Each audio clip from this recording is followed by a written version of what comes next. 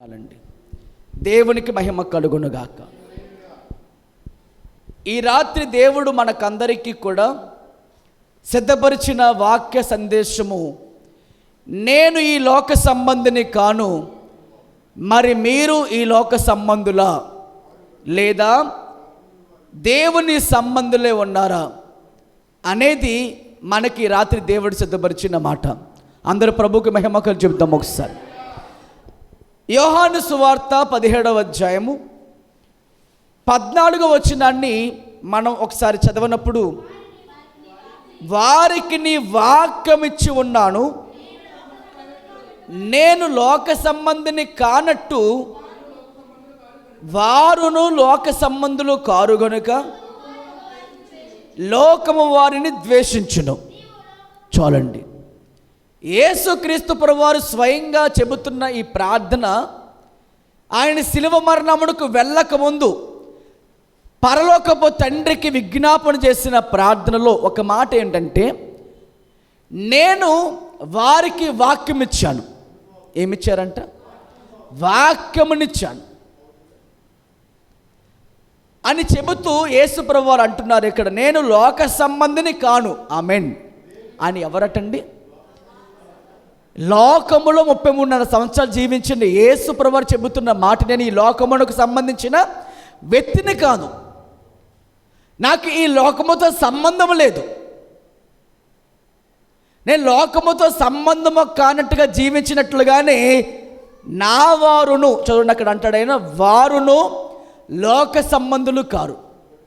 ఎవరికైతే నేను వాక్యం ఇచ్చానో వారి లోకముకు సంబంధించిన వారు కూడా వారు కారు. నా శిష్యులైన వారు, నన్ను వెంబడిస్తున్న వారు, నా సిలువను ఎరిగిన వారు, నా మాటను అంగీకరించేవారు, వీరందరూ ఎవరంటే లోక సంబంధులు కారు. కాబట్టి ఈ లోకము వారిని ఏం చేస్తుందంట? నన్ను ద్వేషించినట్లుగానే వీరిని కూడా లోకము ద్వేషిస్తుంది. యోహాను సువార్త 15వ అధ్యాయము 18వ వచనం మనం చూస్తున్నప్పుడు, లోకం మిమ్మల్ని ద్వేషించిన ఎడల మీకంటే ముందుగా నన్ను ద్వేషించినని మీరు ఎరుగుదురు. మీరు లోక సంబంధులు అయితే లోకము తన వారితో స్నేహం చేస్తుంది. అయితే మీరు లోక సంబంధులు కారు, నేను మిమ్మల్ని లోకములో నుంచి ప్రత్యేకించుకుంటుని, అందుచేత మిమ్మల్ని లోకము ద్వేషించుచున్నది. ఈ మాట మీ అందరూ కూడా మీ గుండెలో పెట్టి రాసుకోండి. కొన్నిసార్లు మిమ్మల్ని ఈ లోకంలో ఉన్న బంధువులు కానీ, లోకంలో రక్త సంబంధులు కానీ, మీరు ఎప్పుడైతే ప్రత్యేకించబడి లోకపు ఆచారాలతో, లోకపు సాంప్రదాయాలతో, లోక మర్యాదతో నడుచుకొనకుండా క్రీస్తు మార్గం నడుచుకున్నప్పుడు మిమ్మల్ని కొన్నిసార్లు లోకము ద్వేషించడం మొదలు పెడుతుంది, అవమానించడం మొదలు పెడుతుంది, నిందించడం మొదలు పెడుతుంది. మిమ్మల్ని చూసి మీరు మతం మార్చుకున్నారనో, లేదా ఎవరో దేవుణ్ణి మీరు నమ్మారనో రకరకాల మాటలు మీ దగ్గరకు వస్తాయి. ఒక విగ్రహానికి బలిచ్చే వాటిని మీరు తినకుండా ఉన్నప్పుడు కానీ, మీ క్రియలు అన్యులకు వేరుగా జీవిస్తున్నప్పుడే కానీ మిమ్మల్ని లోకం ఏమంటుందంటే ద్వేషించడం మొదలు పెడుతుంది. కానీ మీరు కొద్దిపాటి నెమ్మదిగా ఉండి, మీరు ఏమాత్రం వారికి ఎదురు సమాధానం చెప్పకుండా మౌనముగా ఉండడం మీకు చాలా మంచిది. స్తోత్రం కలుగునగాక. హల్లెలూయా. వారు అన్నారనో, వారు అవమానపరిచారనో, నిందలు వస్తాయనో మీరు ఏమాత్రము సంకోచము చేయొద్దు. ఎందుకంటే యేసు ప్రభువారిని ఈ లోకము సిలివేసింది. మీకు యేసు ప్రభువారికి వచ్చినటువంటి శ్రమలలో అన్ని శ్రమలు మీకు రాకపోవచ్చు, కానీ మిమ్మల్ని కూడా ఈ లోకం ఏం చేస్తుంది? ద్వేషించడం మొదలు పెడుతుంది. యేసు సిలువిచ్చినటువంటి లోకము మీకు పూలదండి వేస్తాం ఎప్పుడు కూడా మీరు అనుకోవద్దు. యేసును ముఖము వేసినటువంటి లోకము మీకు మంచిగా పొగుడుదని మీరు ఎప్పుడు ఏమాత్రం ఈ లోకములో నుంచి ఏమాత్రమో ఆశించద్దు.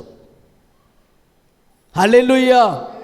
కానీ ఒకటి మాత్రం మీరు చేయాల్సిన పని, లోకం ఒకవేళ మిమ్మల్ని మీ బంధువులే కానీ, మీ రక్త సంబంధులే కానీ, మీ కుటుంబంలో దేవుని ఎరగని వారే కానీ ఒకవేళ మిమ్మల్ని నిందించినా, అవమానపరిచినా, తోడనాడిన మాటలు మాట్లాడినా మీరు ఏమాత్రం వారి గురించి బాధపడనవసరం లే. ఎందుకంటే ఇక్కడ ఉండి ఈ చులకన శ్రమ కంటే కూడా, ఈ నిందల కంటే కూడా, ఈ అవమానం కంటే కూడా, ఈ వచ్చే మాటల కంటే కూడా మీకు పరలోకం అనేది సిద్ధపరచబడింది. కాబట్టి దానికోసం మీరు ఏం చేయాలి? ఇవన్నీ చులకన శ్రమగా ఎంచుకొని ఆ పరలోకము కొరకైన గురి మీరు కలిగి ఉండాలి. దేవుడికి మహిమ కలుగునుగాక. అందుకనే ప్రభువారు, యేసు ప్రభువారి గురించి హెబ్రీ పత్రిక 12వ అధ్యాయము 2వ వచనం చదవండి. హెబ్రీ పత్రిక 12వ అధ్యాయము 2వ వచనం చదువుదాం. మనము కూడా ప్రతి భారమును సులువుగా చిక్కులు పెట్టి పాపమును విడిచిపెట్టి విశ్వాసమునకు కర్తయు దానిని కొనసాగించువాడునైనా యేసు వైపు చూచుచు మన ఎదుట ఉంచబడిన పరుగు పందెములో మనము ఓపికతో పరిగెత్తుదుముగాక. ఆ తర్వాత చూడండి, ఆయన అంటారు అక్కడ, ఆయన తన ఎదుట ఉంచబడిన ఆనందము కొరకు. చూడండి ఏంటంట? అవమానము అవన్నీ నిర్లక్ష్యపెట్టి సిలువను సహించి దేవుని సింహాసనం యొక్క కుడి పార్శ్వమున ఆయన ఆసీనుడే ఉన్నారు. స్తోత్రం చేద్దాం బిగ్గరగా. అంటే యేసు ప్రభువారి ముందు ఏముంది? సిలువ మరణం ఉంది. అతను ఎలా ఎంచుకున్నారంటే ఆనందంగా ఎంచుకున్నారు. కొట్టబడుతున్న కొరడ దెబ్బలు కూడా ఆయన ఆనందంగా ఎంచుకున్నారు. ముఖం మీద పడుతున్న ఉమ్మును కూడా ఆయన ఆనందంగానే ఎంచుకున్నాడు. అదంతా ఎందుకోసమంట? మన కోసమే. చెప్పండి మాట అందరూ కూడా, నా కోసమే ఆయన మరణించారు. మనం పాపములో చనిపోతామని ఆయన సిలువను భరించారు. హల్లెలూయా. ఇప్పుడు ఆయన చెబుతున్న మాట, విశ్వాసమున కర్తయు దానిని కొనసాగించుచున్న యేసు వైపు మనము కూడా చూడాలి. ఎందుకని? మన ముందు ఆయన ఈ సిలువ శ్రమలు అనుభవించారు. మన ముందు ఆయన ఈ లోకమును భరించారు. అవమానం నిర్లక్ష్య పెట్టారు, పట్టించుకోలేదు. ఆయన దయ్యం పట్టినవాడు అన్నారు మేలు చేస్తేని. ఒక సేనా దయ్యం పట్టిన వ్యక్తిని 3000 దయ్యాలు ఆ మనిషి అతలాకుతలం చేస్తున్నాయి, సమాధిలో తీసుకెళ్తున్నాయి, తను గాయం చేసుకుంటున్నాడు. ఎంతమంది ఆ బిడ్డను సాధు చేద్దామనుకున్నా సాధ్యం కాలే. అదే ప్రాంతము గుండా యేసయ్య ఆ రోజున ఆ సేన దయ్యం పట్టుకున్న వ్యక్తిని చూడగానే ఆ దయ్యాలను ఏమైపోయినట్ట పూర్తిగా వణికిపోయి యేసుతో చెబుతున్నాయి, అయ్యా మాతో నీకేంటి? సర్వోన్నత దేవుని కుమారుడా, మాతో నీకేం పని? దయచేసి మమ్మల్ని పాతాళమునకు బెల్లగొట్టకుండా ఆ పందులు మేపుతున్న వాటి దగ్గర మమ్మల్ని పంపించి అనగానే యేసు ప్రభువారు ఎవరు ప్రార్థన అయినా ఆలకించేవాడు కనుక దయ్యం ప్రార్థించిన ఆ మొరను దేవుడు ఆలకించి సరే పమ్మున్నాడు. హల్లెలూయా. అప్పుడు ఏమైనాయట? ఆ పందులన్నీ ఎక్కడైతే ఉన్నాయో అక్కడికి అన్నీ కూడా దయ్యాల్లోకి, ఆ దయ్యాలన్నీ వాటికి పోయినాయి. అప్పుడేమైంది? ఆ దయ్యాలన్నీ కూడా ఆ పందుల్లోకి పోయినప్పుడు అవి పరిగెత్తి సముద్రంలో పడి చనిపోతే ఆ ఊరు వారందరూ కూడా ఏకకంఠంతో వచ్చారు అక్కడికి. ఆ పందులు మేపే వాళ్ళందరూ కూడా ఊరు చెప్పారు. ఊరు చెప్పేసి ఏమన్నారంటే, ఇదిగో మా పందులన్నీ కూడా ఒక చోట ఉంటే ఈ వ్యక్తి ఎవరు ఇక్కడికి వచ్చాడు? ఇతని పేరు యేసట. ఈ యేసు ప్రభువారిని ఈయన మా పందులన్నీ చంపేశాడని చెప్పని ఆ పందుల కోసం బాధపడ్డారు తప్ప విలువైన శ్రేష్టమైన ఒక మనిషి బాగుపడ్డాడు అనే మనసు వారికి ఆ రోజుల్లో లేకుండా ఉన్నప్పుడు వారు ఏమన్నారంటే, మా ఊరు వదిలి వెళ్ళిపో, నువ్వు దయ్యం పట్టినవాడివి, నువ్వు బయల్చబడివి, దయ్యం నీకు లోబడుతున్నావంటే నీకేదో ఉంది, శక్తులు ఉన్నా నీకు, నువ్వు దయ్యం పట్టినవాడు అని రకరకాల మాటలు అన్నారు. ఇంతవరకు ఏకముగా ఆయన మతి పట్టిందన్నారు, పిచ్చి పట్టిందన్నారు. లోకము యేసు ప్రభువారిని అవమానం చేసింది. కానీ మనందరి ఆనందం కోసం, మనందరి బ్రతుకు కోసం, మనందరి పాపములు విమోచన పొందడం కోసం ఆయన సిలువ శ్రమలు కూడా ఆనందము కొరకే భరించాడు. స్తోత్రం చెప్పండి బిగ్గరగా. హల్లెలూయా. ఇప్పుడు మనకు ఒక పరుగు ఉంది, దాన్ని మనం ముగించాలి. దానికోసం మనం ఏం చేయాలంట? చూడండి ఆ మాట అక్కడ అంటాడు ఆయన, ఆయన తన ఎదుట వంచబడిన ఆనందము కొరకే అవమానము నిర్లక్ష్యపెట్టి సిలువను సహించి దేవుని కుడిపార్శ్వమున ఆయన ఆసీనుడే ఉన్నారు. ఇప్పుడు ఆ సిలువను మనం ఎత్తుకున్నాం. స్తోత్రం చెప్పండి మాట. మనం ఇప్పుడు ఏం చేస్తున్నాం? ఆయన వదిలను ఆ సిలువను మనం ఎత్తుకున్నాం ఇప్పుడు. అందుకంటాడు ఆయన, నన్ను వెంబడినప్పగోని ఎడల మీరు మీ సిలువను అనుదినం ఎత్తుకోవాలి. మీరు ఏదో 40 రోజులకు ఒకసారి కాదు, లేదా సంవత్సరానికి ఒకసారి కాదు, గుడ్ ఫ్రైడేకి కాదు, కానీ ఎప్పుడు ఎత్తుకోవాలి? మీరు ప్రతిరోజు. సిలువ అంటే నీవు ప్రతి క్షణం కూడా నీ కోరికలు చంపుకుంటూ బ్రతకాలి. నీ ఆశలు, నీ లోకపాశలు, మీ శరీర భాషలు, మీ నేత్రాశలు జీవపుటం మనం ఏం చేసుకోవాలి? అనుదినము కూడా చంపుకుంటూ ఉపేక్షించుకుంటూ. ఈ సిలువ మీకు ఆయన ఎందుకు ఎత్తుకున్నారు? మన కోసం. అంటే ఆయన ఏ పాపము చేయకపోయినా మన కోసం ఎత్తుకున్నాడు. నీవు ఆ సిలువను ఎత్తుకుని నువ్వేం చేయాలి? ఎదుటి వారి కోసం నువ్వు ప్రార్థన చేయాలి, ఎదుటి వారి కోసం నువ్వు మొరపెట్టాలి, ఎదుటి వారి రక్షణ కోసం నువ్వు ప్రాకులాడాలి, ఇక్కడ వారికి సువార్త ప్రకటన చేయాలి. హల్లెలూయా. కాబట్టి రోజుల్లో నీకు ఏమవుతాయంటే ఎదురవుతుంటే ఈ శ్రమలు. అందుకే ప్రభు అన్నారు, నేను ఈ లోక సంబంధిని కాను కాబట్టి నన్ను ఈ లోకము ద్వేషించుస్తుంది. నేను ఈ లోక సంబంధిని అయితే నన్ను ఈ లోకం పొగుడుతుంది. లోకములో తప్పులు జరిగినా కూడా ఆ రోజుల్లో మతపరమైన బోధకులైన పరిసయ్యులు, శాస్త్రులు వారితో చేతులు కలిపారు కాబట్టి వారిని ఆ లోకము నమ్మింది. కానీ యేసు ప్రభు వారు ఎక్కడైనా అబద్ధం జరుగుతున్నా, నీతి లేకుండా ఉన్నా దాన్ని ఖండిస్తూ వెళ్ళేవారు ఆయన. స్తోత్రం చెప్పండి బిగ్గరగా. ఏం చేసేవారు ఆయన? తప్పు జరిగిన చోట ఆయన ఖండించేవారు. మొహమాటం లేకుండా ఖండించేవారు, మొహమాటం లేకుండా బోధించేవారు. దానికి లోకం ఇచ్చిన విలువ ఆయనకి సిలువేసింది. మనకి సిలువ వేయబడిన ఆ యేసును వెంబడిస్తున్న నీవు నేను, ఆయన రక్తంలో కడగబడి నీవు, నీకు నాకు ఈ లోకం పూలదండ వేస్తుంది అనుకుంటున్నారా? కిరీటం పెడుతుంది అనుకుంటున్నారా? సింహాసనం వేస్తుంది అనుకుంటున్నారా? వేయదు. లోకం మిమ్మును ద్వేషిస్తుంది. లేదంటే లోకం నేను ఇంకా పొగుడుతుంది, అందరితో పాటు కలిసి ఉంటాను, అందరితో పాటు కలిసిపోతాను అన్నావా? నీవు ఆయన మార్గులు లేవు. నీవు ఆయన మార్గం నిజంగా నడిస్తే ఈ లోకం నీకేమవుతాయంటే శ్రమలు ఎదురవుతాయి. కాబట్టి ఆలోచన చేయండి. మనందరము కూడా ఈ రోజున మనం చెప్పగలగాలి ఈ సాక్ష్యాన్ని. శిష్యులతో ఆయన ప్రార్థిస్తూ ఏమని చెప్తున్నారు? నేను లోక సంబంధమే కానట్టు నా వారు కూడా ఏమై ఉన్నారట? లోక సంబంధముగా వారు లేరు. కాబట్టి వారిని ఏం చేస్తుంది? లోకము ద్వేషిస్తుందని అన్నారు. ఈవెన్ పిలాతు ముందు నిలబడిన యేసు ప్రభువారు అక్కడేమన్నారు? నీవు రాజువా, నీ రాజ్యమేది అని అన్నప్పుడు యేసు ఇచ్చిన జవాబు యోహాను సువార్త 18వ అధ్యాయం. యోహాను సువార్త 18వ అధ్యాయము 36వ వచనం చదువుదాం. యేసు, నా రాజ్యము ఈ లోక సంబంధమైనది కాదు, నా రాజ్యము ఈ లోక సంబంధమైనది అయితే నేను యూదులకు అప్పగింపబడకున్నట్లు నా కొరకు పోరాడే సేవకులను ఈ లోకంలో ఉంటారు, కానీ నా రాజ్యం ఏ సంబంధమైనది కాదు. అంటే మీరందరూ కూడా అర్థం చేసుకోండి. ఏంటి ప్రతిసారి లోకం అంటున్నారు ప్రభువు? ఆలోచన చేయండి అమ్మా. ఈ లోకము అధికారి ఎవరే ఉన్నారు? ఈ లోకపు అధికారి ఎవరు?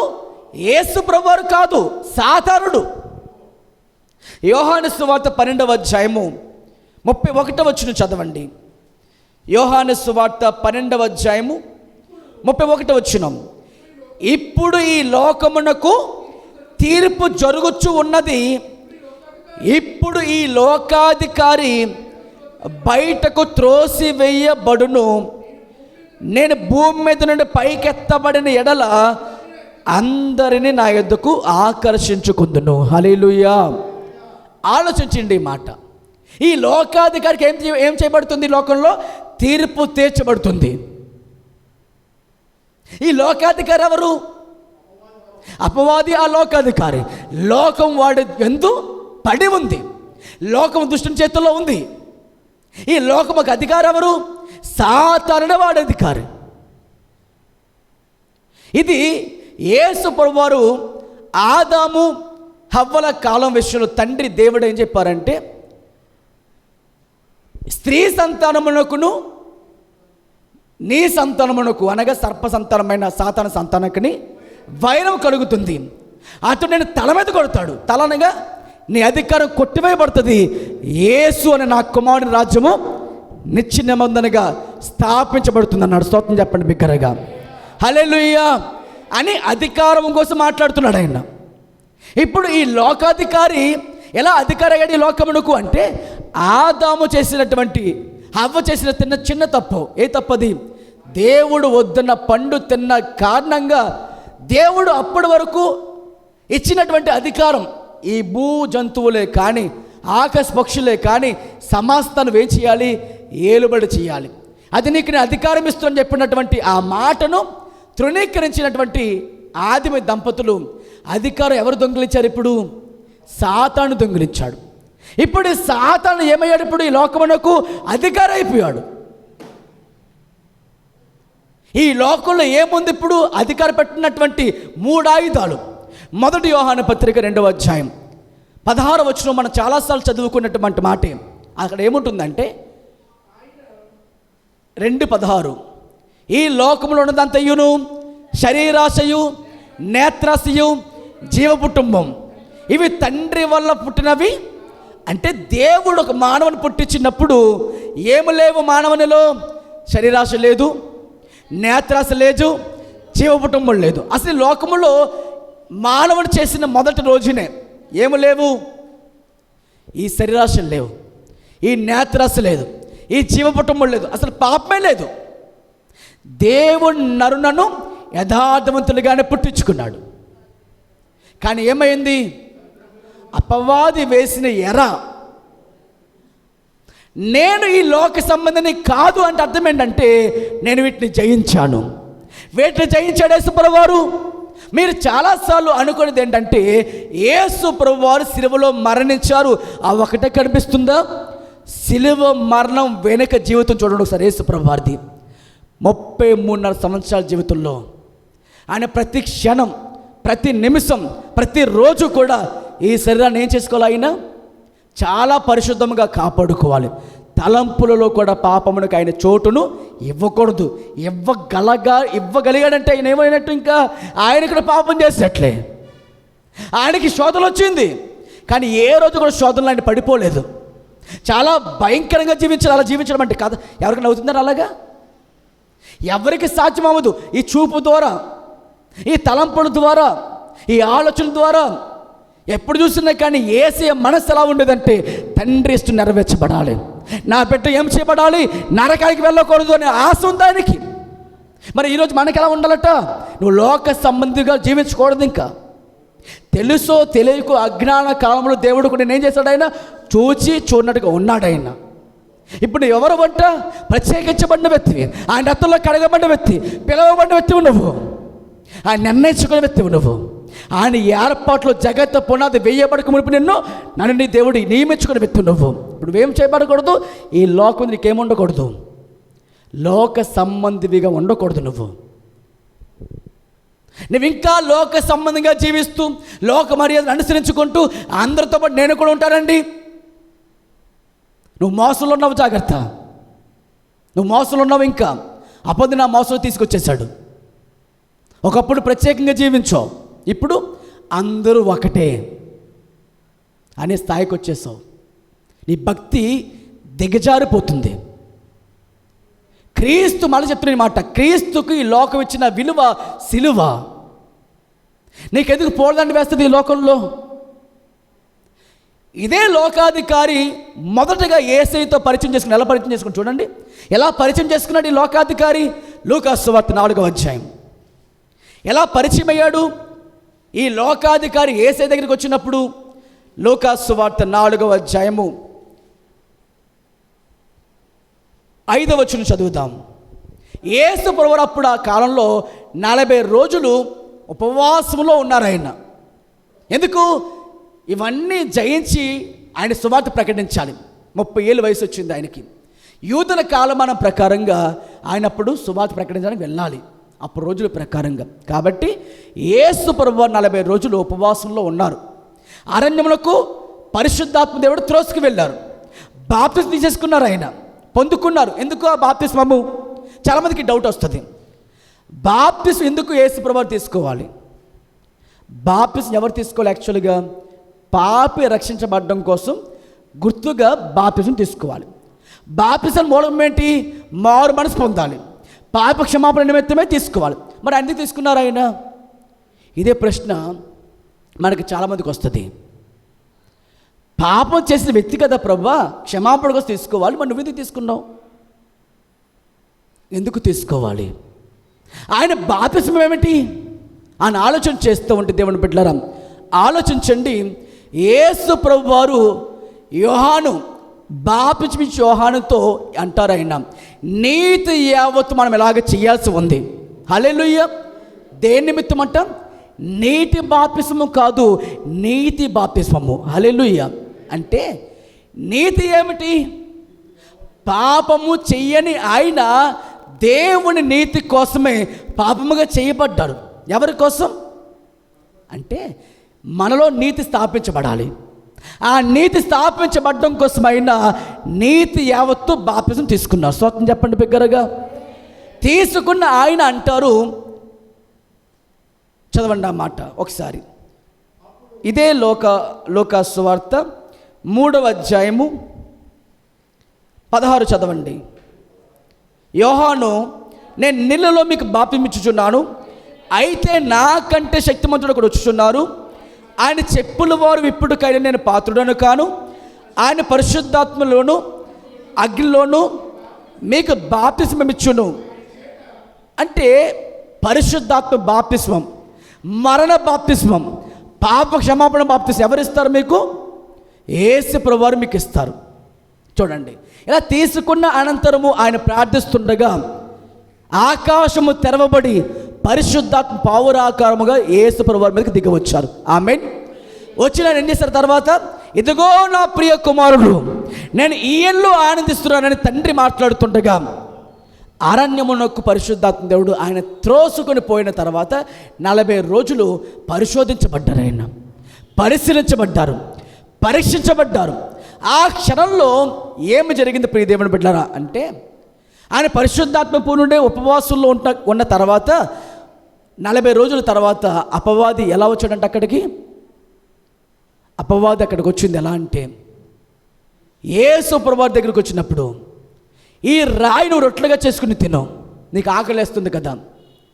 ఆ తర్వాత చెప్పిన మాట, ఆయన ఎత్తైన కొండకి తీసుకుని పోయి, చూడండి 5వ వచనం చదువుతాం. అప్పుడు అపవాది ఆయన తీసుకుని పోయి భూలోక రాజ్యములన్నిటినీ కూడా ఒక్క నిమిషములో యేసు ప్రభువారికి చూపించి, చూడండి ఈ అధికారమంతయు ఈ రాజ్య మహిమయు నీకు ఇస్తాను, అది నాకు అప్పగించబడి ఉన్నది, అది ఎవరికి నేను ఇవ్వగోరుది ఉన్నానో వానికి ఇస్తాను, కాబట్టి నీవు నాకు మొక్కితివా, ఇదంతయు నీదవుతుంది. ఏదవుతుంది? నీకు అధికారం ఇస్తా, ఈ రాజ్య మహిమనికి ఇస్తా. నువ్వేం చేయాలి? ఒక పని చేయాలి. నీవు నా కాళ్ళకి మొక్కితే చాలు, నీవు నన్ను పూజిస్తే చాలు, నువ్వు నన్ను ఆరాధిస్తే చాలు, అంత నీకు ఇచ్చేస్తా. ఈ సృష్టికర్తని దేవునికి వేసిన వేసి చూపించిన ఆశ ఏంటంట? ఈ రాజ్య మహిమ నీకు ఇస్తాను, ఈ అధికారం నీకు ఇస్తాను, అది నాకు ఇవ్వబడింది అని అపవాది అడుగుతున్నాడు. చూడండి, యేసుక్రీస్తు ప్రభు వారికి ఆశ చూపించినప్పుడు యేసు ప్రభుడు ఏం చేస్తారు?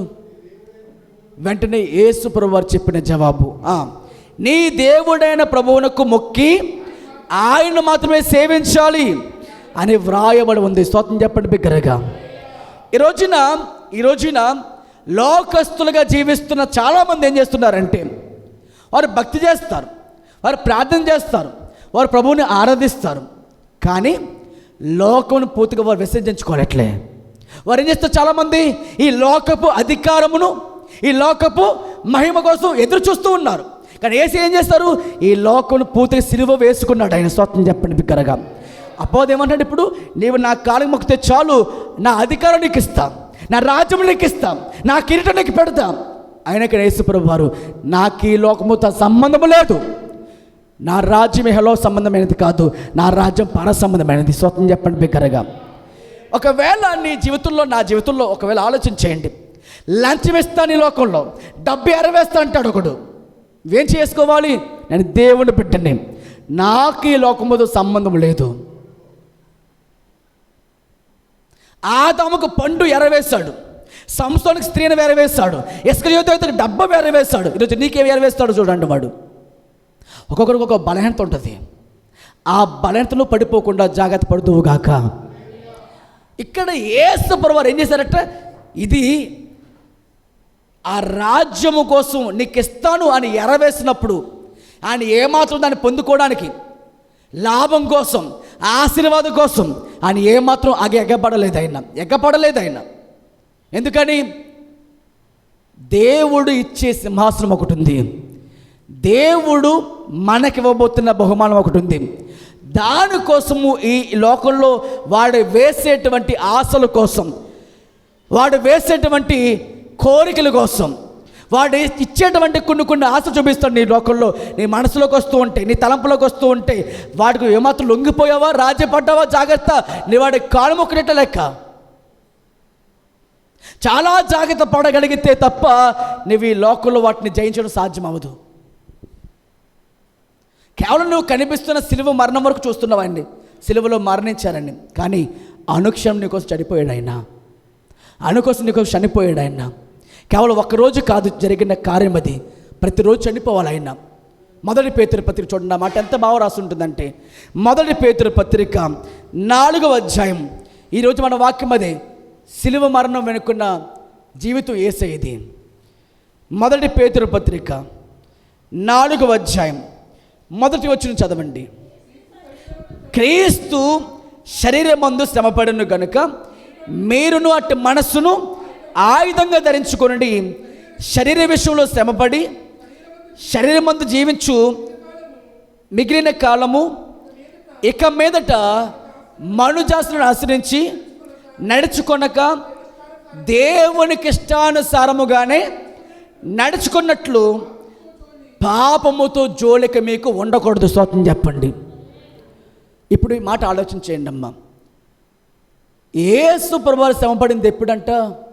కేవలం సిలువ మరణంలో కొరడ దెబ్బలు, ఉమ్ము వేయించబడ్డము, లేకపోతే పిడుగుతులు గుద్దడము, గడ్డం లాగేయడము, మొలకినట్టు పెట్టడము, లేకపోతే ఓదారంగా వస్తువులు తొడగడము, ఇదొక్కటే మీరు అనుకుంటూ ఉన్నారు. కానీ దాని వెనక 33 సంవత్సరాల్లో ఆయన పాపం చేయకుండా ఉండాలి ఈ శరీరంతో.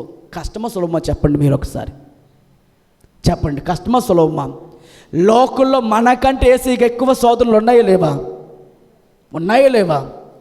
ఎన్ని ఉంటాయి. ఇప్పుడే స్త్రీలో అప్పుడు లేరా? ఇప్పుడే పాపం అప్పుడు లేదా? అన్నీ ఉన్నాయి.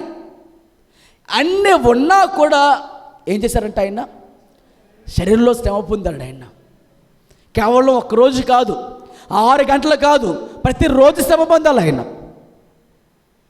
హెబ్రీ పత్రిక 5:7 కూడా చదవండి. ఆయన శరీరధారికి ఉన్న దినములలో మహారోదనతోనూ కన్నీళ్లతోనూ తన్ను మనం నుండి రక్షింపగలవానికి ఏం చేయాలి? ఆయన కూడా ప్రార్థన చేయాలి, యాచించాలి, భయభక్తులు కలిగి చూపించాలి, విధేయుడై ఉండాలి. ఇవన్నీ చేయబడాలంటే ఎంత కష్టం. ఒక పక్క పరిచర్య చేయాలి, ఓ రాత్రంతా ప్రార్థన చేయాలి. ఈ శ్రమలో ఈ కోరికలు చేసే ఈ శరీరం చంపుకోవడానికి చంపాలి దీన్ని. ఒక రోజు అయిపోయే పని కాదు. మనం చెప్పడానికి చెప్పేస్తాం, కానీ మనకు కొన్నిసార్లు ఆ శోధన చూడ మనం ఎంత చంపుకోవాలి దాన్ని. మనం అంటే పాపం చేస్తాం తలంపుల్లో అయినా సరే. కానీ యేసు ఏం చేశారట? తలంపులు కూడా పాపంకు చోటు ఇవ్వకుండా చాలా ఎందుకని అంటే మన కోసం అని గుర్తించండి. తండ్రి ఎందుకు పంపించింది లోకమునకు నన్ను? యేసయ్యను ఎలా పంపించేది లోకమునకు? నిన్ను నన్ను కూడా. ఆయనకు ఒక పని ఉంది, మనకి లోకంలో ఒక పని ఉంది. నువ్వు చేసే పని అంటే నువ్వు సిలువ వేయించుకోక్కర్లే, కానీ ఆయన చేసిన త్యాగం నువ్వు నమ్మితే చాలు. స్తోత్రం చెప్పండి బిగ్గరగా. నువ్వు ఆ త్యాగం నమ్మాలి. నీవు కూడా సిలువను అనితం ఎత్తుకోవాలి. శ్రమ పొందాలి ఈ శరీరంతో. ఈ శరీరము రకరకాలు చూపిస్తుంది, నీకు కోరికలు చూపిస్తుంది, ఆశలు చూపిస్తుంది. లోకంలో అన్నీ జయించగలగాలి. పొగుడిద్ది లోకం. లాజరును చనిపోయినప్పుడు తిరిగి లేపినప్పుడు ఏమంది లోకం? ఎంత గొప్ప కార్యం చేసామని యేసుని విశ్వాసం ఉంచారంట. ఎందుకని 4 రోజులు చనిపోయిన శవాన్ని లేపిన యేసుప్రభుని బట్టి అందరూ పొగిడారు ఆయన్ని. 5 రొట్టెలు ఎండు చేపలు పంచిపెట్టినప్పుడు యేసుప్రభువాన్ని జనమంతా కూడా రాజుగా చేయాలనుకున్నారంట. అద్భుతాలు పొందుకున్నప్పుడు రాజుగా చేయాలనుకున్నారు. కానీ ఎప్పుడైతే శ్రమకు సిలువకు ఆయన అప్పగించబడ్డాడో ఒక్కడై పోయాడు. తన అనుకున్న శిష్యులందరూ కూడా ఏమైపోయారు? ఆయనకి దూరం అయిపోయారు. ఒక్కడే మిగిలాడు ఆయన. యేసు ప్రభువారు ఆ సిలువలో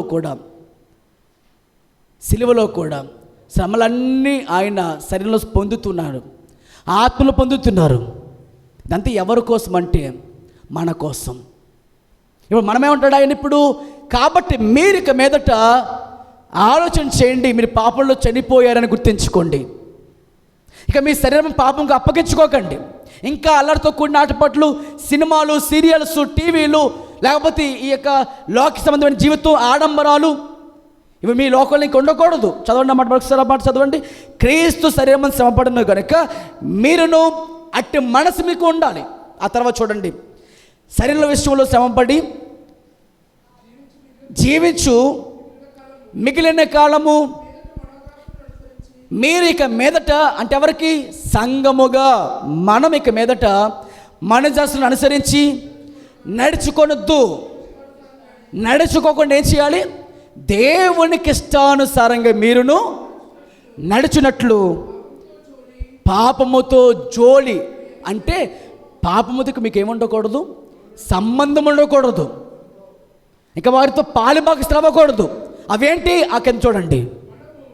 మనము పోకిరి చేష్టలు అంటే ప్రభువులో లేనప్పుడు నీకేమొస్తూ ఉంటాయి? ఇలాంటి చేష్టలు చేస్తూ ఉంటావు. వయసులో ఉన్నప్పుడు, యవ్వన కాలంలో ఉన్నప్పుడు ఏం చేస్తావు? నువ్వు కూడా ఇవన్నీ చేస్తూ ఉంటావు.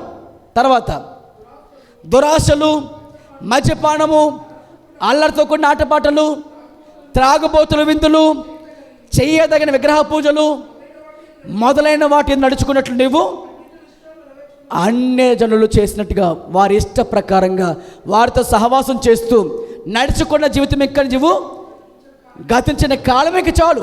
అది అయిపోయింది, ఆ కాలం అయిపోయింది. ఇప్పుడు ప్రభువు రాకడ కాలం వచ్చింది. ప్రభువు రాకడ దగ్గర పడిన కాలం వచ్చింది. ఇంకా నువ్వు అల్లరితో కూడిన మాట పాటలు, ఇంకా సినిమాలు, ఇంకా కుళ్ళుజోకులు, ఇంకా డెవలప్మెంట్ డైలాగ్స్, ఇంకా చెత్త చెదరమంతా నీలో పెట్టుకుని ఉంటే అది నీకు ఏమాత్రం శ్రేయస్కరం కాదు. ఆ సిలువ మరణాన్ని నువ్వు ఇంకా అవహేళన చేస్తున్నట్లు, ఆయన రక్తాన్ని నువ్వు అపవిత్రపరచినట్లు, ఆయన మనల్ని సిలువేస్తున్నట్లే, ఆయన చేతులు మేకలు తగ్గట్టు బట్టి ఏడుస్తాను నీవు మళ్ళీ మేకలు తగ్గొడుతున్నట్టే. ఎప్పుడు? ఇంకా నువ్వు ఈ లోకంతో సంబంధంగా జీవిస్తున్నట్లయితే, నువ్వు ప్రత్యేకంగా జీవించావా, నేను ఈ లోకము ద్వేషించడం మొదలు పెడుతుంది. ఒకప్పుడు త్రాగిన నీవు ఇప్పుడు త్రాగుడు మన మనిషిగా మారితే ఈ త్రాగుబోతుడు ఏమంటాడు? ఇప్పుడు యేసు మతంలోకి వెళ్ళిన తర్వాత ఆడు మానేశాడంట. అవహేళన చేస్తుంది. ఆ తర్వాత చూడండి ఆ మాట 4 చదవండి. అపారమితమైన ఆ దుర్వ్యాపారమునందు మనము తనతో కూడా ఈ లోకంతో పరిగెత్తకపోయినందుకు వారు ఆశ్చర్యపడుతూ మిమ్మల్ని దూషిస్తున్నారు. చూడండి ఏం చేస్తారట మిమ్మల్ని. ఒకప్పుడు మీరు పరిగెత్తారు, ఆ లోకంలో అలర్తూకు నాటపట్ల పరిగెత్తారు, దుర్వ్యాపారంలో పరిగెత్తారు, ప్యాకెట్లో పరిగెత్తారు, కోడి పందాలకు పరిగెత్తారు, సినిమాలకు పరిగెత్తారు, చూడక దృశ్యాలకు పరిగెత్తారు, లోకంతో స్నేహం చేశారు. ఏదైతే నీ ఆత్మను పాడు చేస్తున్న పరిగెత్తుకొచ్చారు. ఇప్పుడు ఏమంటాడు ఆయన? ఇప్పుడు మీరు వాటి ద్వారా మీరు ఇంకా నడవద్దు, అవి విడిచిపెట్టండి, విసర్జించండి, సిలువ వైపు చూడండి, అవన్నీ వదిలిపెట్టుకుని సిలువ వైపు చూడండి. ఎందుకు మరణించాల్సి చూసి జ్ఞాపకం చేసుకోండి. ఆ రక్తం ఎందుకు వచ్చింది జ్ఞాపకం చేసుకోండి. నీ కోసము కదా నా కోసము కదా అని ఆలోచన చేసుకుంటే ఈ లోకము ఇప్పుడు నువ్వు జీవిస్తున్న జీవితం బట్టి దూషించడం మొదలు పెడుతుంది. మళ్ళీ వెనక్కి రమ్మంటుంది, పిలుస్తుంది నిన్ను. ఈ లోకం నువ్వేం చేయకూడదట, వాటి వైపుకి వెళ్ళడానికి ఇక నీకు యోగ్యత లేదు. ఎందుకంటే నీ కోసం సిలువ పెట్టి యేసు ప్రభువాన్ని నువ్వేం చేసుకోవాలి, ఎల్లప్పుడూ జ్ఞాపకం చేసుకుంటూ ఉండాలి. ప్రభుకి స్తోత్రం చెప్పండి బిగ్గరగా, హల్లెలూయా. కాబట్టి యేసు ప్రభు చెప్పిన మాట, ఈ లోకాధికారి నేనేం చేస్తున్నాను, తీర్పు తీరుస్తున్నాను. నాకు వాడితో సంబంధం లేదు. మరి మీకేమై ఉండాలి, వాడితో సంబంధం ఉన్నదంటే అయితే మీరు ఆయన సంబంధం ఎలా అవుతారు? కాబట్టి మీరు ఇక మీదట మీ శరీరం మేము చేయబడాలి, ఎల్లప్పుడూ కూడా దీన్ని చంపుకుంటూ బ్రతకాలి. ఇదే మొదటి పేతురు పత్రిక 1వ అధ్యాయం 2వ అధ్యాయం 24 చదవండి. మొదటి పేతురు పత్రిక 2వ అధ్యాయం 24 వచ్చిన చదువుతాం. మనం పాపముల విషయమై చూడండి, మనం పాపముల విషయమై చనిపోయి నీతి విషయంలో జీవించినట్లు ఆయన తానే తన శరీరమందు మన పాపములను మ్రాణం మీద మోసుకొనెను. హల్లెలూయా, హల్లెలూయా. ఏమయ్యంట, మనము కూడా ఏమవ్వాలి, ఇప్పుడు పాపములో చనిపోవడాలి. ఏమవ్వాలి చెప్పండి అందరూ కూడా. ఒక సిగరెట్ మానేనండి దేవుళ్ళకి వచ్చిన తర్వాత, ఒక త్రాగుడు మానండి ప్రభులోకి వచ్చిన తర్వాత, ఇది సాక్ష్యమే, మంచిదే. కానీ పాపంలో చనిపోయావా అంటే ఏంటి? నేత్రాశ చనిపోయిందా? శరీరాశ చనిపోయిందా? ఈ లోకపులో ధనాపేక్ష చనిపోయిందా నీ జీవితంలో? నీ అవయవాలు ఇంకా ప్రేరేపిస్తున్నాయి కదా పాపానికి, వాటి చంపుకుంటున్నావు నువ్వు. మరి ఎలా చెప్పగలుగుతాం నేను పాపంలో చనిపోయానని? ప్రభు చెప్తున్నమాట ఇది.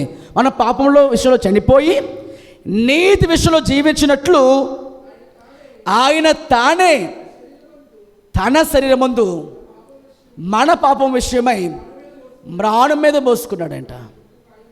ఎందుకండి? ఎందుకంటే సిలువ ఎక్కడ జరిగిందట, మన పాపంలో చనిపోతామని.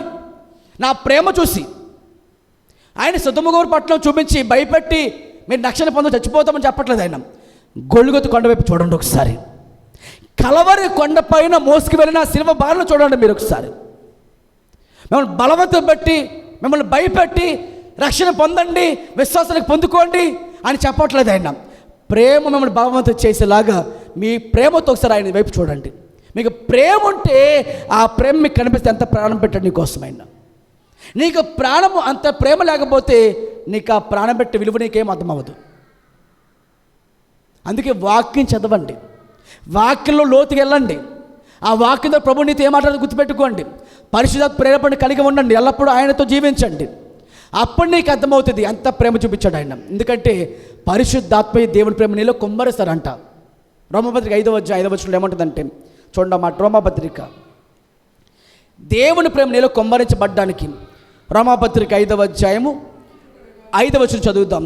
ఎందుకనగా ఈ నిరీక్షణ మనం సిగ్గుపరచదు, మనకు అనుగ్రహించబడిన పరిశుద్ధాత్మ ద్వారా దేవుని ప్రేమ మన హృదయంలో కుమ్మరించబడుతుంది. ఆయన నీలో ఉంటే ఆటోమేటిక్గా నీ కళలు వస్తాయి. నువ్వు ఆ సినిమాను అన్నిసార్లు టీవీలో వేసుకోను లేదా యూట్యూబ్లో చూసుకునే అవసరం లే, ఉత్తిరి నీ కళలు వస్తాయి. ఎందుకని? ఆ మరణం, ఆ తీర్పు, లేకపోతే ఆయన పొందిన దెబ్బలు, శ్రమలు అన్నీ కూడా నీకు ఆయన తెలియజేస్తూ ఉంటాడు, ప్రార్థిస్తూనే నీ కళ్ళు వస్తూ ఉంటాయి. ఒక వాక్యం చెప్పబడే కళ్ళు లాగో, ఒక వాక్యం వినని కానీ కళ్ళు లాగో. ఏదో ఒక passion of the Christ movie వేస్తూ నీ కళ్ళు వచ్చి కళ్ళు కాదు, అది నీ లోపల అంతరంగంలో ఉత్తిరి వస్తాయి కన్నీళ్ళు. ఎప్పుడు చెప్పనా, పరిశుద్ధాత్మ నీలో ఉంటే నీకు ఆ లోపల కార్యం జరుగుద్ది. నిజంగా వచ్చే పశ్చాత్తాపం వల్ల వచ్చే కన్నీరు ద్వారా ఉదయం కడగబడుతుంది లోపలే. నువ్వు మళ్ళీ స్క్రీన్ వేసి ఈ స్క్రీన్ ద్వారా ఇదిగో ఏసీ ఎలా దెబ్బలు పొందాడు, 40 దెబ్బలు ఒకటి తక్కువ తిన్నాడు అని చెప్పనక్కర. నీకు ఆటోమేటిక్గా పరిశుద్ధాత్మ నీలో ఉంటే ఆటోమేటిక్ కళ్ళు వస్తాయి. ఆటోమేటిక్ వాక్యం దగ్గర నువ్వు పరిగెడితే వాక్యం దగ్గర నువ్వు పరిగెడతావు. ఎవరు చెప్పి మా వాక్యం చదువుకొని చెప్పక్కర్లే, అంత ఆయన నడిపిస్తూ ఉంటాడు ఆయన. హల్లెలూయా. ఒక మాట చెప్పి ముగించేస్తాను. ఇక చివరిగా యేసుక్రీస్తు ప్రభువారు చివరిగా ఆయన ఈ లోకంలో నేను లోక సంబంధిని కాను అని ఏ విధంగా ఆయన చెప్తూ వచ్చారు. లోక సంబంధం కాని వారుగా మనం ఉండగలిగితే, నీ భక్తి చేసేటువంటి ఈ భక్తి ద్వారా, ఈ ప్రార్థన ద్వారా, లేదా పాటల ద్వారా, ప్రార్థన ద్వారా ఏదైతే మనం చేస్తున్నాం ఈ రోజున దేవుని బిడ్డలారా, చాలామంది ఎలా ఉంటుందంటే ఈ భక్తి ఏమో దేవునికి, మార్గమేమో లోకంలోనికి. భక్తి ఏమో దేవునికి, చేసే పాపములన్నీ కూడా లోకంలో, మనసంతా కూడా దేవునికి ఇష్టంగానే చేస్తూ ఉంటాం. చేసే భక్తి, పాడే పాట, చేసే ప్రార్థన, ఆరాధిస్తున్న ఆరాధన ఇవంతా కూడా దేవునికే. కానీ మనసులోనూ ఈ శరీర కోరికలు చావలే, నేత్రాస చావలే, గర్వం చావలే. ఈ లోకంలో ఇంకా మనం సిలువ వేసుకోకుండా జీవిస్తున్నట్లయితే, ఆ మార్గం వేరైపోతున్నట్లయితే ఎలా జీవిస్తున్నట్టు ఇంకా లోకంలో? ప్రభువు చెప్పిన సాక్ష్యం మన కోసమే, నేను లోక సంబంధిని కాదు, మరి మీరును లోక సంబంధులు కాకుండా మీరు జీవించగలగాలి. హల్లెలూయా, హల్లెలూయా. కాబట్టి ఆలోచన చేయండి దేవుని బిడ్డ, మరి ఈ లోకం ఎలా జయించగలగాలి మనం? ఈ సువార్త నీకు అర్థం కాకుండా, ఈ సువార్త మన మీదకి రానివ్వకుండా అవిశ్వాసంలో తీసుకువెళ్ళిపోతూ అపవాది ఏం చేస్తాడు చెప్పిన? 2 కొరింథీ 4:4 చదివితే, ఈ యుగ సంబంధమైన దేవత అవిశ్వాసులైన వారి మనోనేత్రములకు గుడ్డితనం కలుగజేస్తున్నాడు. ఏ సువార్త? దేవుని స్వరూపి అయిన క్రీస్తు మహిమ కనబడు సువార్త ప్రకాశము వారికి ప్రకాశింపకుండా నిమిత్తము ఈ యుగ సంబంధమైన దేవత అవిశ్వాసులైన మనోనేత్రములకు గుడ్డితనమును కలుగజేస్తున్నాడు. అంటే 2 సువార్తలు ఇక్కడ కనిపిస్తాయి మీకు. ఒకటి దేవుని మహిమను కనబడే సువార్త ఒకటి ఉంది. రెండవది అపవాది అవిశ్వాసులైన వారికి కేవలం భౌతికమైన వాటిని, ఈ తాత్కాలికమైన బాధ చేస్తాడు వాడు. అంటే ఈ శరీరం కోసం జీవించమని చేస్తుంటాడు వాడు. ఈ శరీరం తినడానికి బోధిస్తాడు, త్రాగడానికి బోధిస్తాడు, ఇదే నీకు ఆశీర్వాదం అంటాడు, ఇదే నీకు ఆశీర్వాదంగా చూపిస్తాడు. ఈ ఆశీర్వాదమే శాశ్వతం అనుకుని జీవిస్తూ ఉంటావు. ఈ బాధ నీకు అపవాది బోధిస్తూ ఉంటాడు. రెండవ బాధ అక్కడ ఉంది. దేవుని మహిమను సువార్త ప్రకాశిస్తున్న సువార్త ఒకటి ఉంది. దాని ద్వారా మీ హృదయం ఏమవుతుందట? ప్రకాశిస్తుందంట, చీకటి పోతుందంట. ఇది నీకు రానవ్వకుండా అపవాది ఏం చేస్తుంది? నీ మనసులోనికి అవిశ్వాసులైన వారికి గుడ్డితనం కలుగు చేస్తున్నాడు, చీకటి కలుగు చేస్తున్నాడు. అందుకే నీకేమవుతుందంటే దేవుడి సువార్త నీకు పూర్తి అర్థం కానివ్వకుండా ఈ భౌతికమైన ఆశీర్వాదాలు, స్వస్థతలు ఇవన్నీ నీకు ఏం చేస్తాడు? వాడు ఎరవేస్తూ ఉంటాడు. ఇది కూడా జాగ్రత్త పడాలి. ఈ లోకమే శాశ్వతంగా చూపిస్తాడు వాడు నీకు. కానీ గుర్తించండి, ఈ లోకం ఎప్పటికీ శాశ్వతం కాదు. నీవు కూడా శాశ్వతం కాదు, నేను శాశ్వతం కాదు, ఎవరి మీ లోకం శాశ్వతం కాదు, ఈ భూమి శాశ్వతం కాదు, ఈ ఆకాశం శాశ్వతం కాదు. కానీ నిన్నేం చేస్తాడు చెప్పడం? ఈ లోకమే శాశ్వతం అన్నట్టుగా జీవించడం చేస్తాడు నిన్ను. ఈ లోపలికి సువార్త, ఏ సువార్త? దేవుని మహిమకి వెళ్ళే సువార్త నీకు చేయనివ్వకుండా వాడి మహిమ తీసుకొస్తాడు, వాడికి వెళ్ళేది చేస్తుంటాడు. ఎలా అంటే ఈ లోకపు అధికారి వాడు ఎరవేస్తూ చేయిస్తుంటాడు. ఇక చిన్న వచ్చిన చూడండి, మరి ఎలా జయించిన లోకమును? ఒకటే, నీకు విశ్వాసం ఉండాలి. 1 యోహాను పత్రిక 5:4 చూడండి. 1 యోహాను పత్రిక 5:4 దేవుని మూలముగా పుట్టిన వారందరూ లోకమును జయించుదురు, లోకము జయించిన విజయముని విశ్వాసమే. స్తోత్రం కలుగునగాక. అంటే నీవు ఈ లోకమును జయించాలంటే ఏం చేయాలి? తిరిగి జన్మించాలి. ఎలాగా? దేవుని మూలంగా పుట్టాలి, తిరిగి జన్మించాలి. దేవుని మూలంగా పుట్టేవారు ఈ లోకమును జయిస్తారు. ఈ లోకంలో ఏముంది? శరీరాశ, నేత్రాశ, జీవపుట్టము. ఇది ఎవరికి సంబంధించినవి? లోక సంబంధమైనవి, తండ్రివి కాదు, అది అపవాదివి. ఈ లోకాధికారం వేసేటువంటి వాటిపై నువ్వు ఏమాత్రమే గురి పెట్టావా పాడైపోతావు. సంసోనుకు అలా ఎరవేశాడు, పాడైపోయాడు, చివరికి వాళ్ళు పశ్చాత్తాపడ్డాడు. కానీ దావీదుకి ఎరవేశాడు, పడిపోయాడు, వాళ్ళు పశ్చాత్తాపడ్డాడు. కానీ ఈరోజు నీకైనా నాకైనా ఒక ఎరవేస్తాడు. అది కంటి చూపు ద్వారా కావచ్చు. ఈ లోకం ఇంకా కావాలని కోరుకుంటున్నావా? ప్రార్థించిన నీ ప్రార్థనలో భౌతికమైన విషయాలు కోరుతున్నావా? అభౌతికమైనవి, అశాశ్వతమైనది. అంటే ఎప్పటికీ కూడా మనం పరలోకం వైపు చూస్తున్నామా? నీ ప్రార్థన ఏమైంది? నీ సాక్ష్యం ఏముంది? నీ జీవితం ఎలా మారుతుంది? ప్రార్థిస్తున్నావు. ఇన్ని రోజు ఉపవాసంలో ఉన్నావు, ఇంచుమించు 16 రోజులు ఉపవాసంలో ఉన్నావు, నువ్వు ప్రార్థనకి వస్తున్నావు. నువ్వు ఇంకా భౌతికమైన వాటి కోసం ఆలోచిస్తున్నావా, పరసంబంధిగా ఆలోచిస్తున్నావా? నీ ప్రార్థన, నీ భక్తి కిందన వాటి కోసం ఉందా, పైన వాటి కోసం ఉందా? ఒకసారి ఆలోచన చేయి. భక్తి ఏమో దేవునికి, కానీ మార్గం అంతా కూడా లోకం పొందుకోవడానికి అయితే నీ భక్తి దేవునికి కాదు, ఈ లోకము గురించి అవుతుంది. నీ అవసరతలు ఏమై ఉన్నాయి నీ ప్రార్థనలో? ఈ లోకం కోసమని ఇంకాని నువ్వు కళ్ళు మూస్తే ఈ లోకం గుర్తొస్తుంది నీకు. అందుకే ఈరోజు నీకు చాలామందికి దేవుని దర్శనం తక్కువైపోయి, దేవుని దర్శనాలు లేవు. పేడ కళలు, ఎవరు పరిగెత్తించినట్లు పాముల కళ్ళు ఎందుకు వస్తున్నాయి నీ కళ్ళు అంటే, దేవుని వైపు నీకేమవుతుంది? అవిశ్వాసం వస్తుంది. ఇక్కడ ప్రభు చెప్తున్నమాట, ఇది దేవుని మూలముగా పుట్టిన వారందరూ ఈ లోకము జయిస్తారు. లోకము జయించిన విజయము నీ విశ్వాసం. నీకు ఎంత విశ్వాసం ఉంటే వాక్యంపై, ప్రార్థనపై, భక్తిపై, దేవునిపై, ఆయన శిలువ మరణంపై అంత విశ్వాసం నీకు ఉంటుందో అంతను ప్రభువులో ఎదుగుతూ ఉంటావు. ఈ లోకము నీకు తుచ్చమైన అభిలాషగా కనిపిస్తుంది. ఈ లోకానికి శాశ్వతంగా కనిపించదు. పెంటతో సమానంగా ఎంచుకుంటే ఈ లోకాన్ని. అంత ఎదగాలంటే నువ్వేం చేయాలట? నువ్వు లోక సంబంధవి కాదు. ఉద్యోగంలో ఉన్నా, వ్యాపారం చేస్తున్నా, ఎక్కడ ఉన్నా సరే నీవు ఈ లోకము సిలువ వేసుకోవాలి. పౌలు గారు ఏమన్నారు? జీవించేవాడు నేను కాదు, నాలో క్రీస్తు జీవిస్తున్నారు. జీవించే వరకు మెదట మీకోసము కాకుండా మీకోసం, నా కోసం మనం ప్రాణపెట్టిన మృతుడైన యేసు ప్రభువు యందు విశ్వాసంతో జీవిస్తేనే నువ్వు ఈ లోకమును జయిస్తావు. దానికి మీకు కావాల్సింది ఏంటి? విశ్వాసం ఉండాలి. విశ్వాసం ఉందా మీకు? ఆ విశ్వాసంతో జయించండి లోకాన్ని. తప్పకుండా దేవుడు మీకు విజయం అనుగ్రహించునుగాక. ఆమెన్. హల్లెలూయా. కాబట్టి ప్రభు చెప్పారు ఏమంటే, ఈ లోకాధిక నేను బయటకు త్రోసివేస్తున్నాను. ఆ మరణం ద్వారానే ఆ అధికారం పొందుకున్న యేసు ప్రభువారు మనందరినీ కూడా రాజ్య నివాసులుగా చేసుకున్నాడంట. స్తోత్రం చెప్తాం బిగ్గరగా.